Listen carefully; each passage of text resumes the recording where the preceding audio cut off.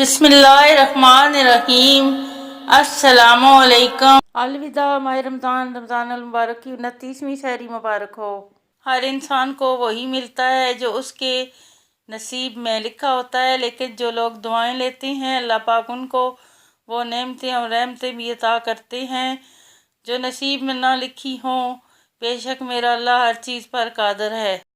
فرمان مصطفیٰ صلی اللہ علیہ وسلم، تم ماہ رمضان کے معاملے میں ڈرو، کیونکہ جس طرح اس ماہ میں اور مہینوں کے مقابلے میں نیکیاں بڑھا دی جاتی ہیں، اسی طرح گناہوں کا بھی معاملہ ہے۔ فرمان مصطفیٰ صلی اللہ علیہ وسلم، رمضان میں ذکر اللہ کرنے والوں کو بخش دیا جاتا ہے اور اس مہینے میں اللہ پاک سے مانگنے والا محروم نہیں رہتا۔ رسول اللہ صلی اللہ علیہ وسلم نے ارشاد فرمایا، جس نے روزے دار کا روزہ افطار کرایا اور غازی کو سامان دیا تو اس کے لیے ویسا ہی ثواب ہے۔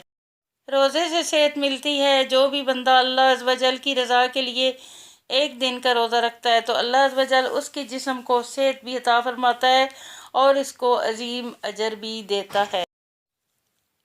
عورتوں کا اجر و ثواب رمضان میں کس قدر بڑھ جاتا ہے۔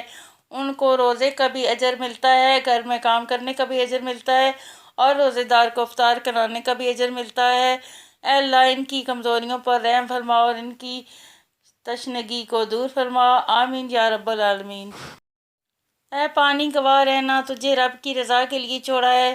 اللہ پاک ہم سب کا روزہ اور صبر قبول فرمائے، آمین۔